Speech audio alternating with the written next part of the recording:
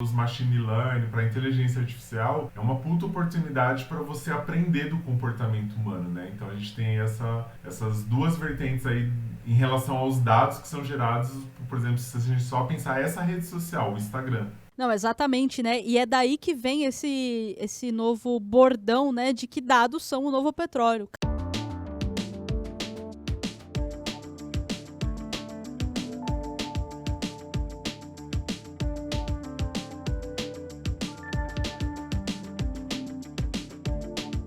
Fala galera, bem-vindos a mais um Papo de Marqueteiro. Eu sou a Daniela, fotógrafa, musicista, empreendedora no marketing digital e aqui comigo está o Ricardo. Fala galera, então como a Dani disse, aqui é o Ricardo Pitondo, sou empreendedor na área digital, músico, fotógrafo e estamos aí começando mais um Papo de Marqueteiro. E aí Dani, nós vamos falar sobre o que hoje?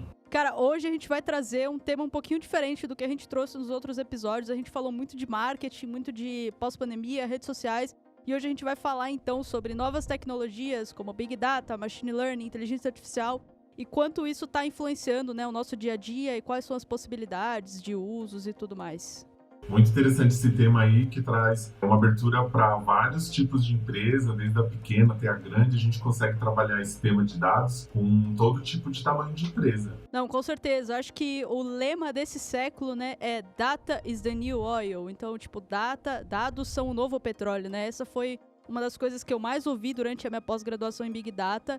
E hoje é a mais pura verdade, né? A gente tem dados de um estudo feito, acho que pelo Google, que 90% de todos os dados do mundo foram gerados nos últimos 2 anos. Então dá para ter a noção de quão rápido a gente está gerando dados com essa questão das novas tecnologias, de internet, globalização, sensores. Então, antes da gente entrar aí nessa questão dos dados, bom você falando aí que você fez a pós-graduação, né, em dados. Conta aí pra gente como que é um pouco dessa experiência. Porque eu tava até vendo um vídeo do Meio Mensagem e uma coisa que se reflete hoje é que, assim, a formação da graduação, ela acaba formando a gente muito de forma genérica para a área, igual a gente fez marketing, mas muito se exige depois da graduação que se faça uma pós. E aí a gente saiu aí de 2017 da graduação de marketing, e você entrou na pós. Fala um pouquinho para a gente aí depois a gente continua um pouco aqui com os dados, como que foi essa experiência com a pós e como que, talvez porque você sentiu essa necessidade, não sei. Certo, vamos lá. Então, a escolha da minha pós é até meio contraditória, porque eu comecei ela no ano passado, né, em 2020. Acabei tendo uma aula presencial e depois tivemos todas as aulas online, né, por conta da pandemia. Me formei recentemente, agora em junho. E quando eu fui escolher a minha pós, né, eu fui lá na ESPM conhecer os cursos, eu tava com uma ideia muito clara de que eu queria fazer a pós de Master em Neurociência do Consumidor, porque neurociência sempre foi um assunto ali que me chamou muita atenção, né? Eu gostava bastante de entender a mente humana e tudo mais. Mas eu fiquei um pouco receosa de como que eu trabalharia isso depois que eu me formasse nessa pós, né? Porque a neurociência ela ainda tá começando ali a se popularizar, né, no mercado de marketing. São poucas empresas que usam e acabei conhecendo ali, né, o professor, o coordenador da área da pós-graduação em Big Data. E é uma área que eu me interessava bastante também. Eu acho que hoje o profissional de dados, né, ele é um dos profissionais mais requisitados e mais bem pagos do mercado. E eu resolvi conhecer e achei muito interessante. E acabei escolhendo, então, né, me formei agora em Big Data e Inteligência de Marketing. E acho que a questão dos dados, assim, né, hoje, cada vez mais, a gente, como tomadores de decisão, né, na época eu tava num cargo de gerência dentro da gravadora, a gente precisa saber analisar dados, a gente precisa saber tirar valor desses dados para poder, né, tomar melhores decisões, enfim. Então, veio muito nessa questão mesmo. Muito interessante. Como é importante, né, na tomada de decisão, você, além do conhecimento, da intuição, é importante porque são relações humanas, mas a questão do dado, até porque, assim, se você pensar quando já para uma área mais da publicidade, da comunicação, né, o criativo sempre tem um pouco assim, de distanciamento do pessoal que analisa os dados, porque fala que vai ficar muito duro, vai ficar sem aquela questão da subjetividade, mas o dado, ele é muito mais para auxiliar, para trazer respostas com mais clareza do que talvez endurecer, né, a questão da subjetividade, da criatividade. Isso já pensando um pouquinho na comunicação. Não, com certeza. Eu acho que essa questão dos dados, assim, né, elas vêm se popularizando cada vez mais, principalmente agora, o que a gente fala que a gente vive num mundo VUCA, né, que é um mundo volátil, incerto, complexo e ambíguo, e a gente passa muito daquela questão da tomada de decisão por feeling, que era muito comum, né, em todas as empresas até pouco tempo atrás. A gente está instaurando uma cultura data-driven, que a gente fala, né, que é você pegar os dados, começar a extrair valor deles e gerar melhores decisões. E aí, trazendo um dado aqui, uma pesquisa que foi feita pela Domo ao redor do mundo, trouxe um dado aí de algumas redes sociais, de alguns usos nossos da internet, e ela coloca que a cada minuto, 188 milhões de e-mails são enviados e 18,1 milhões de mensagens de texto são enviadas ao redor do mundo. Para mais um dado aí, e quase 4,5 milhões de busca no Google. Então, se você vê o volume de dados, nossa, tem gerado-se muitos dados ao redor do mundo. Sim, como eu falei, a gente tem aquele estudo, né, que fala que 90% dos dados foram gerados nos últimos 2 anos, e aí isso vem muito, principalmente, não só dessa questão de redes sociais, mas também da questão do uso do IoT, né, que é a internet das coisas. Então você tem essa questão, né, das máquinas, o IoT, os sensores ali gerando muitos dados, então você precisa do que a gente chama de Big Data, para poder, de fato, ali lidar com esses dados, lidar com essa quantidade massiva e conseguir extrair algum valor daquilo, né? Porque acho que não adianta você ter muitos dados se você não consegue fazer uma leitura clara desses dados e extrair algum valor sobre eles. Ah, sim. E você falando aí desse volume de dados de empresa, a gente estava até conversando um pouco antes do podcast, a gente falando do exemplo, né, da IBM junto com a Maersk, que usou aí o sistema de blockchain para poder fazer a geração de dados e poder ter uma comunicação melhor, já que a Maersk é uma empresa que faz transporte, então existia muita papelada. E aí, muito processo ficava emperrado e acabava se perdendo muitos dados, acabava que o processo todo do transporte meio que atrasava, ou que demorava muito tempo por conta de processos de dados muito demorados. Então, Dani, você falou Big Data. Esse tema é muito falado hoje em dia, é muito colocado por diversos profissionais, tanto da análise de dados quanto da parte da comunicação. E às vezes ele não é bem claro para a gente esse conceito. Você é especialista na área, acabou de fazer uma pós-graduação, traz aí para a gente um pouco de luz sobre esse tema, porque às vezes se fala muito de Big Data, mas você percebe que muitas vezes entrou tudo agora, assim, mexeu com dado, alguém fala, é Big Data. Então traz aí para a gente um pouco desse conceito, para a gente poder ter esse conhecimento um pouquinho mais claro. Não, claro, vamos lá. Eu acho que tem alguns pontos, né? Eu acho que algumas pessoas, não todo mundo, não vou generalizar, confundem Business Intelligence com Big Data. Então, Big Data, ele é caracterizado pelo que a gente fala de 5 Vs.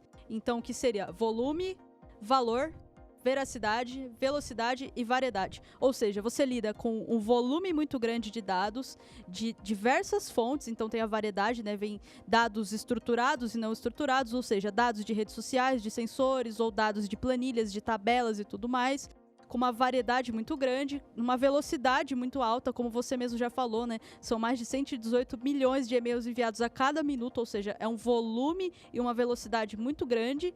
E aí você tem que gerar um valor para esses dados e eles têm que ser verídicos, né? Eles têm que corresponder à realidade. Então, o Big Data ele é caracterizado por esses 5 Vs. A questão do Business Intelligence, ele vem um pouquinho antes do Big Data, né?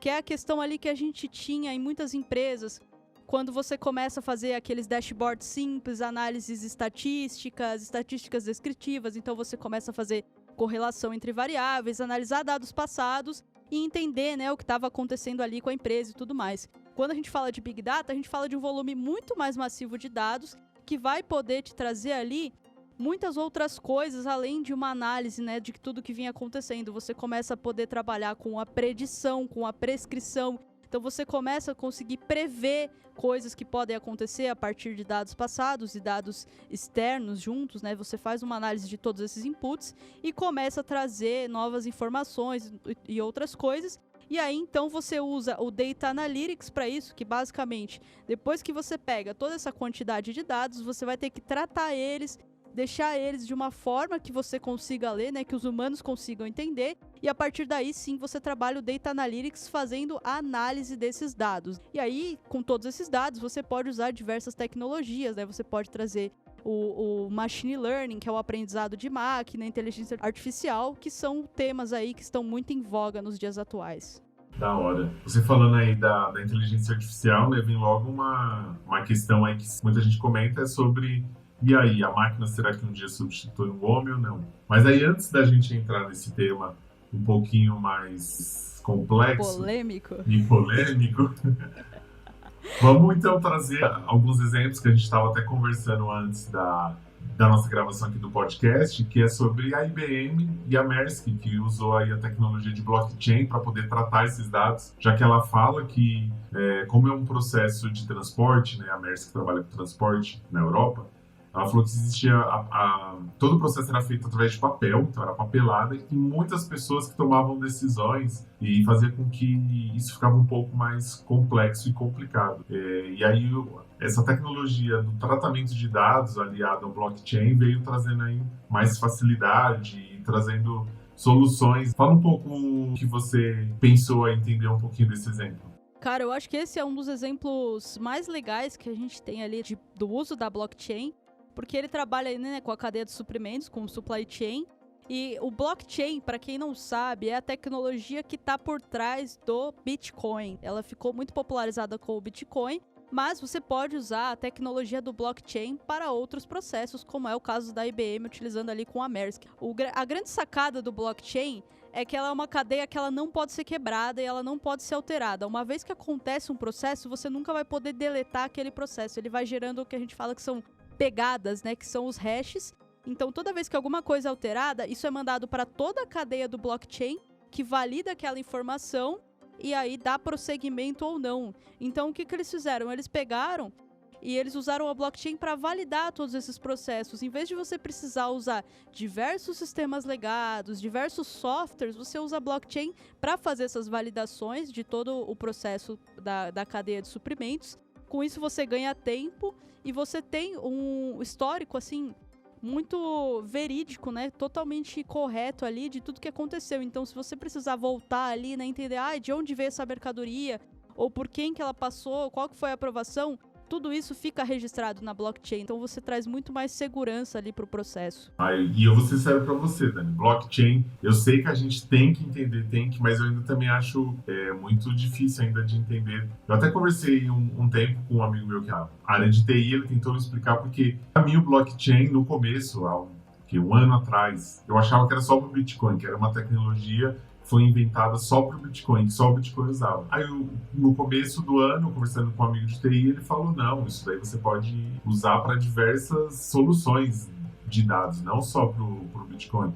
E aí, o que eu acho que ele tinha me falado, né, que na verdade, ele vai passando por várias... eu não sei se eu até entendi errado, mas existem computadores pelo mundo sendo validador. É como se fosse uma rede onde existem vários computadores que validam e que é essa rede, então, que ele vai criando várias validações, mais ou menos isso. Exatamente. Né? Isso, quando a gente fala de Bitcoin, né, que é a utilização mais comum do blockchain, é basicamente isso. Você tem os mineradores. O que são os mineradores? São computadores que ficam espalhados aí ao redor do mundo que fazem essas validações. Essas validações, assim, o blockchain nada mais é do que um algoritmo. Então, ele vai fazer cálculos e ele vai meio que premiar as pessoas que vão fazendo esses cálculos no caso do Bitcoin, né, com uma fração ali de Bitcoin por a pessoa ter decodificado aquele código. Surgiu lá no Bitcoin, mas hoje o blockchain ele pode ser usado para diversas outras coisas, como esse caso da Maersk. E tem também um outro caso muito legal, que foi um caso eu não sei exatamente em qual país que foi, mas foi a IBM junto com a Walmart, e eles usaram o blockchain para rastrear a origem dos alimentos. Então, o consumidor ele podia ler um QR Code, escanear o QR Code ali do alimento, colocar, né, qual que era a data de validade, e a partir dessas duas informações, ele conseguia olhar no aplicativo todo o caminho que aquele alimento percorreu até chegar ali, né, na prateleira do supermercado. Então, as utilidades ali são infinitas, e eu acho que é uma tendência ao longo dos anos, não sei quanto tempo, talvez daqui uma década, talvez menos, que a gente tenha isso mais popularizado no nosso dia a dia, né? E não seja necessariamente uma coisa de grandes players e de investimentos milionários, né? Então, se você vê a sociedade como ela está, né, se comportando, pensando mais em saúde, em alimentos saudáveis, né? Essa questão aí que tem muito dos alimentos com agrotóxicos, tal, até por conta da natureza, de ter que lidar. Então, as pessoas estão mais preocupadas hoje com exercício físico, saúde, alimentação saudável. Então, essa tecnologia está trazendo uma solução que também é uma questão que a sociedade levanta, né? Que a sociedade hoje vivencia. Não, com certeza. Eu acho que é uma tendência, né, a gente querer saber mais sobre as coisas. E o fato de a gente ter muitos dados e de a gente hoje conseguir lidar com eles, né? Porque eu acho que uma preocupação que existia antigamente era como que eu vou armazenar essa quantidade de dados. E só que a tecnologia, né, os sistemas de armazenamento, eles evoluíram tão rápidos que hoje a gente pega, por exemplo, o nosso celular e ele tem ali, né, todas as funções que a gente precisava de quantos aparelhos? A gente precisava de um telefone, de um papel de carta, de uma impressora, de um rádio, de uma TV, e hoje você faz tudo em um aplicativo pequeno, né? Então hoje está muito mais fácil de você armazenar esses dados, e isso daí traz infinitas possibilidades, não só com blockchain, com análise de dados, mas, por exemplo, com inteligência artificial, né?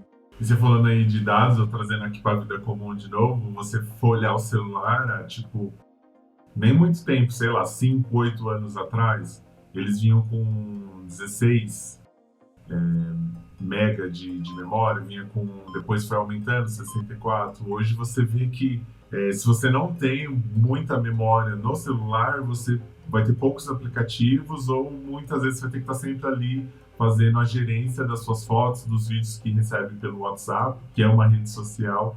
Então você vê o quanto que de volume de dados que são até do seu dia a dia são gerados, e que você, hoje, o celular, que já praticamente ninguém vive mais sem, porque, como você falou, hoje ele faz a função de diversos aparelhos que eram do nosso dia a dia, que você tinha que ter aquele monte. Hoje o celular resolve na mão. Eu conheço adolescentes e já vi alguns influencers falando que muitas vezes todo o material que ele produz e que ele cria, ele não sai do celular. E eu já sou meio cringe, né? Vamos usar esse termo aí. Muitas coisas, se eu não tiver em frente ao notebook ou ao computador, eu travo, porque na telinha ali na mão, no dedo, arrasto o celular e editar vídeo, eu tô aprendendo. Já fiz alguns vídeos, editei algumas fotos. Agora, assim, se eu te falar 2 meses.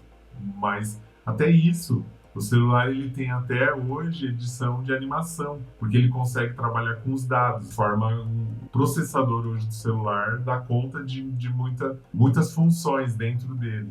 Então, voltando à questão dos dados, hoje os celulares que já não tem muita memória, já praticamente a pessoa fica travada por tanto de volume de dados e de atualizações que os aplicativos e de tudo que você precisa de usar no celular. Não, com certeza. Você falou de cringe, cara, não preciso nem falar, né? Tô com uma camiseta dos Simpsons aqui e eu ainda escrevo em papel, então eu sou cringe em pessoa. Somos dois. Mas voltando a essa questão, com certeza, né? Mas voltando a essa questão dos dados, eu acho que um ponto que os celulares eles trouxeram, não só os celulares, mas é a forma que é mais fácil hoje de a gente acessar isso, e os computadores, é até mesmo a questão da computação em nuvem, né, do cloud computing, que hoje, cara, a gente usa Dropbox, Google Drive, OneDrive, isso nada mais é do que computação em nuvem. Então a gente acha que isso tá tão distante da nossa vida, e no fundo isso tá muito perto, né? Então, são coisas assim que às vezes a gente fala, nossa, isso daqui é para empresas grandes, nossa, isso daqui são para os grandes players. Mas a gente mesmo, como pessoa, a gente usa muito dessas coisas e nós mesmos geramos muitos dados, né? Tem um dado aqui que eu vou trazer que é de um estudo da IBM, que ele fala que na nossa vida a gente gera cerca de 1.106 terabytes de dados. Pensa bem, 1 terabyte é 1.000 gigas. Então, 1.100 vezes 1.000 é a quantidade de dados que a gente gera ao longo dessa vida. E a maior parte deles vem, né, de dados exógenos, então de e-mails, mensagens, de aparelhos, né, smartwatches, essas coisas que a gente tem usado muito, né, geram muitos dados. E aí tem uma parte menor ali, né, que é gerada por exames, por fatores genéticos e tudo mais. Então, cara, se você for pensar, o número de pessoas que tem no mundo, cada pessoa ao longo da vida gera cerca de 1.100 terabytes, é muita coisa. É muita coisa. É muito dado, é muito... Por isso que também você vê que essas grandes empresas, IBM, a própria Apple, a Microsoft, elas estão sempre desenvolvendo inteligência artificial, porque humanamente seria impossível tratar esses dados. Se você pensar, muitos dados que hoje são gerados, as pessoas já tinham que lidar com alguns dados, mas hoje praticamente monitora tudo, né? Como você falou do smartwatch, são câmeras em lojas, em empresas, nas ruas, e tudo ali gera um dado, ali tudo gera uma identificação. Ele está tentando, até uma vez você me falou, a verificação do Google, que se usou muito aí no Big Brother, quem acompanhou esses programas de reality, onde você tem que fazer a votação. Ali você tem que fazer a seleção do semáforo, do carro. Ali a inteligência artificial já está aprendendo também com você, né? Você até comentou isso comigo, eu falei, mas como que ela vai aprender se são simples imagens? Mas se você pensar que o pixel da foto que está ali, e até o seu comportamento do clique, do como você usou, o tempo que você demorou, tudo ali é dado, tudo ali é informação que a inteligência artificial pode usar de alguma forma por um comportamento humano ou não. Exatamente. A gente às vezes não pensa, né? Eu até mesmo, antes de entrar na pós, eu nunca tinha pensado, até um professor me questionar sobre isso. Mas quando a gente tá ali preenchendo os CAPTCHAs, né? A gente tá falando o que é faixa de pedestre, o que é semáforo, o que são carros, o que são hidrantes. A gente nada mais tá fazendo do que validando modelos ali que foram programados, né? Então as pessoas, elas programam ali, né? Modelos de aprendizagem de máquina, ou seja, de machine learning, de inteligência artificial.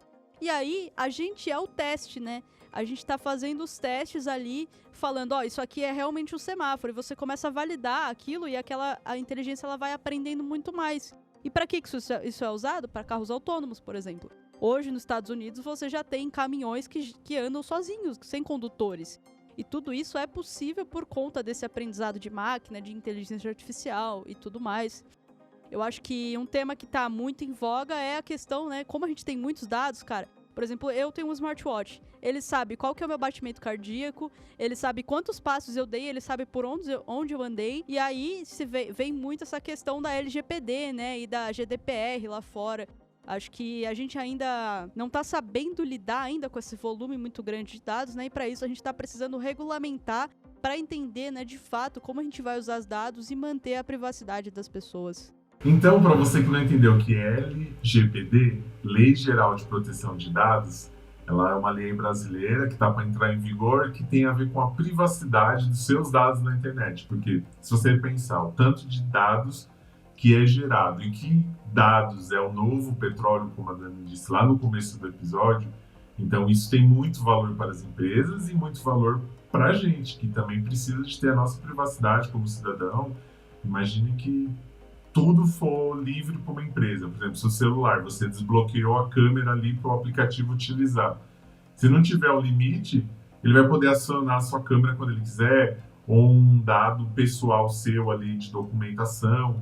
Então, a questão da privacidade de dados, ela está muito em voga e os países, né, no mundo afora, tanto que o Brasil também está em movimento, fez a lei. Então, os outros países e o Brasil têm se preocupado com as questões tanto comerciais, como as empresas vão utilizar esses dados, e também a privacidade dos cidadãos. Não, exatamente, né? Eu acho que um dos pontos que a gente tem, assim, de maior preocupação quando a gente fala desse volume absurdo de dados que a gente está gerando é a privacidade, né? Porque até muito pouco tempo atrás, todo mundo acabava ali, né, dando um aceite em um aplicativo, em alguma coisa, sem lei e tudo mais. E no final das contas, as pessoas estão usando os nossos dados, né, para várias coisas. E essas leis vêm justamente, né, para proteger a gente contra isso e dar ali, né, uma maior segurança para todas as pessoas de como os nossos dados estão sendo utilizados, né? E a gente vê um movimento muito grande no mercado com relação a isso, né? Então, hoje, todo site que você entra, você tem que ali aceitar os cookies, né? O rastreio dos cookies da sua navegação. Hoje você tem... O próprio Facebook fez uma atualização recentemente por conta do iOS 14, né? Que já tem essa questão de você precisar dar um opt-in para você ser rastreado, né? Ou seja, quando você atualiza para aquela versão do software, você tem que dar um aceito ou não que esse aplicativo rastreie os meus dados, então a responsabilidade ela acaba vindo para você. Então tem várias coisas ali acontecendo e acho que isso vai ficar ainda mais evidente, né? Tem ficado e só tende a aumentar essa preocupação com os dados que a gente tem hoje. Falando em dados aí e smartphone, eu vou trazer 2 dados, já que basicamente muita gente usa mais o smartphone para redes sociais, é sobre o Instagram. O estudo do Domo de 2019 fala que 277.777 stories são enviados por minuto na rede social pelo mundo e 55.140 posts de fotos são enviadas em 1 minuto. Então a gente pode Ou seja, é muito dado. É muito dado. Então a gente pode pensar em 2 vertentes aí desse comportamento. Uma é de privacidade, as pessoas estão cada vez mais se expondo, colocando muitas vezes a sua privacidade, né, o seu ao redor ali, sua família, sua privacidade, mas ao mesmo tempo, para os machine learning, para a inteligência artificial, é uma puta oportunidade para você aprender do comportamento humano, né? Então a gente tem essas 2 vertentes aí em relação aos dados que são gerados, por exemplo, se a gente só pensar essa rede social, o Instagram. Não, exatamente, né? E é daí que vem esse novo bordão, né? De que dados são o novo petróleo. Cara, imagina você com o poder de todos esses dados do mundo, de tantas pessoas ali, né, na sua mão. O quanto você pode fazer com isso? E aí vale lembrar que isso pode ser usado tanto pro bem quanto pro mal, né? E é por isso que a gente precisa, né, de todas essas leis e tudo mais para regulamentar a forma como a gente vai utilizar esses dados, né? Mas, então, voltando ali, né, a questão das novas tecnologias e o quanto isso a gente tem isso no nosso dia a dia, né?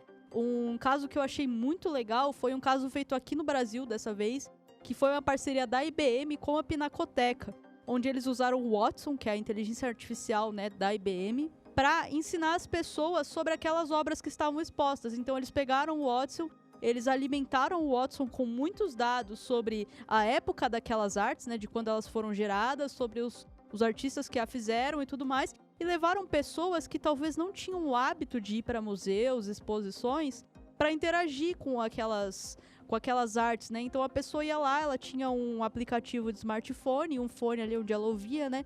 E ela pegava e perguntava pro aplicativo, como que essa arte foi feita? Você gosta de jogar futebol? Falava direto com o quadro, né? E o Watson respondia ali, trazendo dentro do contexto. Eu acho que isso é muito legal e traz uma experiência imersiva, assim, sensacional, né, para as nossas vidas.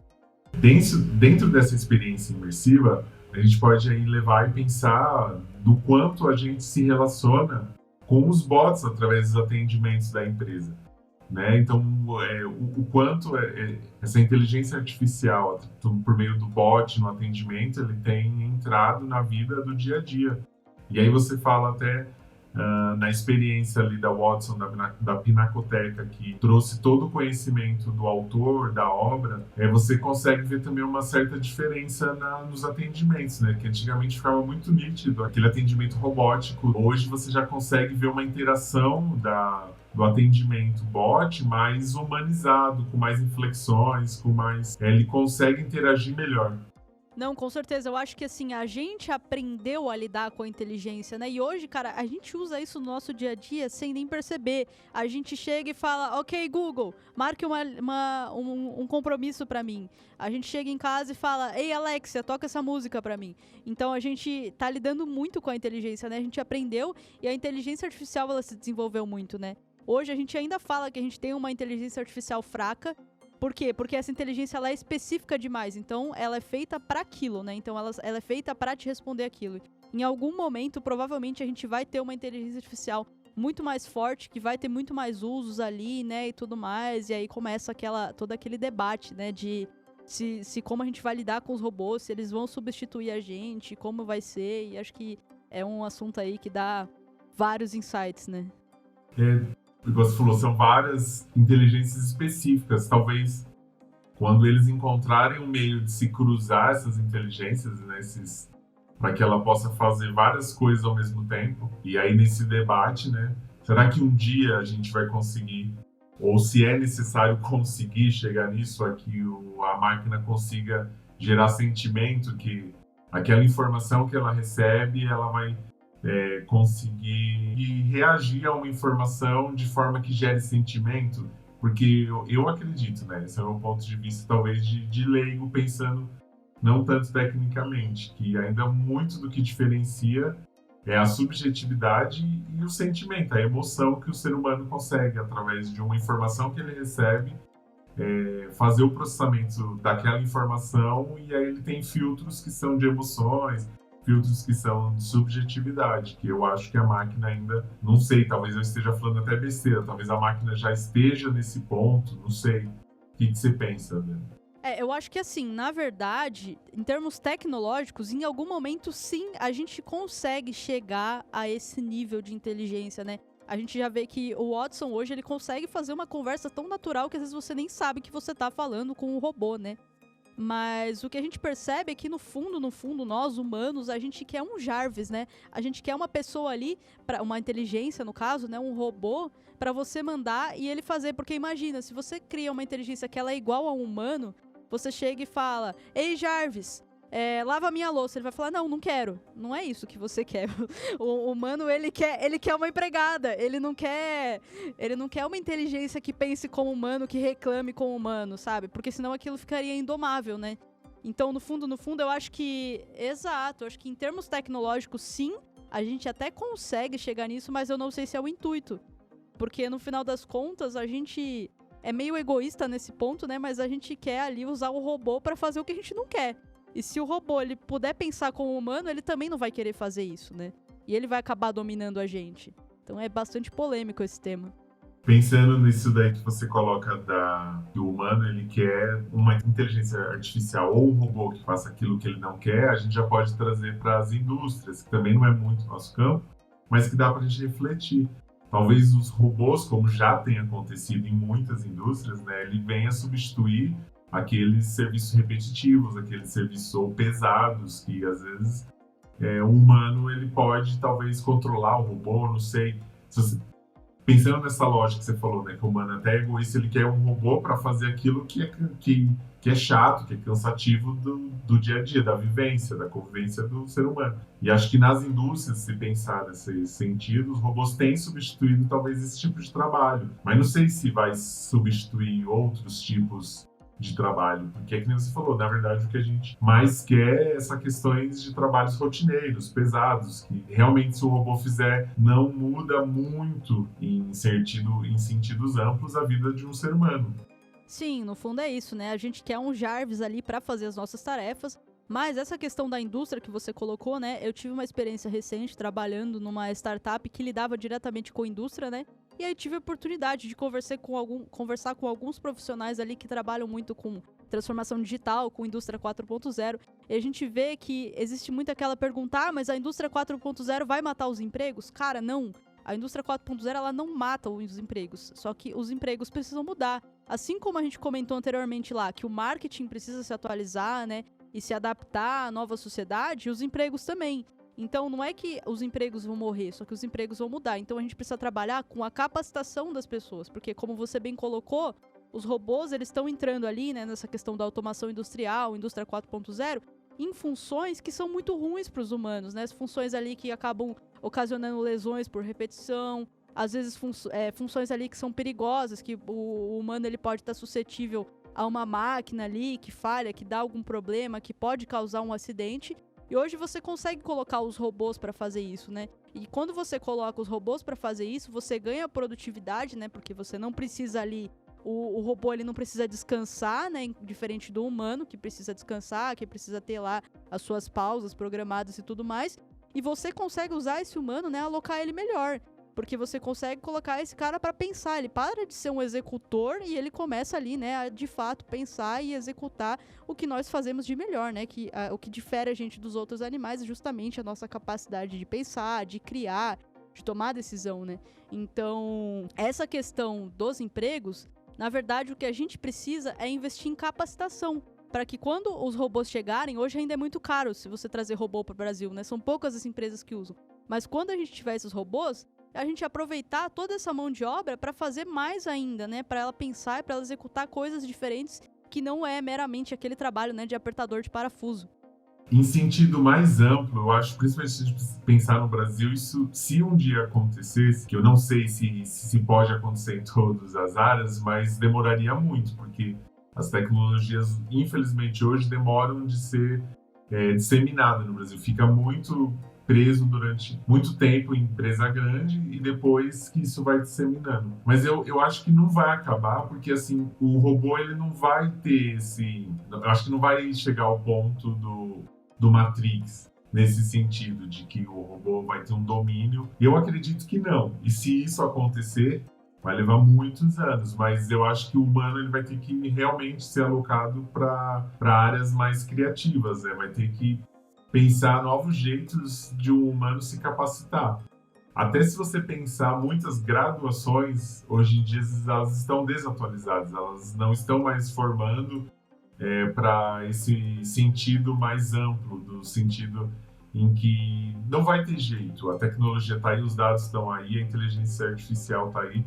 A gente teria que estar pensando desde as escolas, na faculdade, um meio que a gente vai ter que conviver com isso. Porque se você pensar hoje nas formações, né, tanto da escola normal, do ensino médio, escolas que vão tratar de assuntos comuns, até de uma faculdade de formação específica, às vezes ela falha nessa capacitação de entender que tá aí, hoje é isso, nós vamos ter que saber lidar com a inteligência artificial. Então eu acho que se um dia acontecer, vai levar muito tempo. Então, eu acho que ainda assim vão se abrir novas oportunidades que talvez hoje ainda está meio obscura, a gente ainda não sabe como que vai ser a atuação, mas sempre vão se abrir novas formas de se relacionar com essa informação.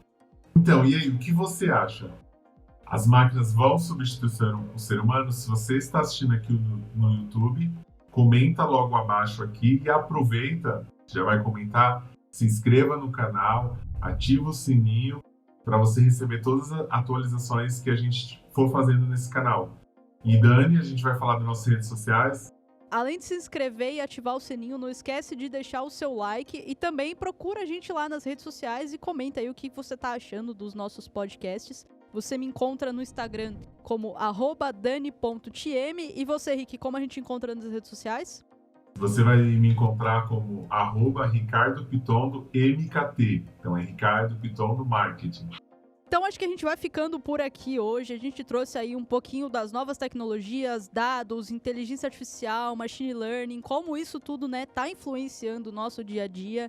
A gente pretende trazer aí também, num próximo episódio, alguma coisa mais palpável de como você, pequeno empreendedor, se você for pequeno empreendedor no caso, né, pode pegar e entender como que você consegue instaurar uma cultura data-driven na sua empresa para você ter melhores resultados. Mas por hoje a gente trouxe aqui, né, então, alguns exemplos mais globais e de como isso tem mudado, né, a nossa rotina, o nosso dia a dia, a nossa forma de se relacionar com as pessoas. Então a gente fica por aqui hoje. Comenta aqui embaixo, dando sugestões de temas sobre marketing, negócios, convidados que talvez vocês queiram ver aqui, bater um papo com a gente. A gente aguarda aí a interação de vocês com a gente. Valeu!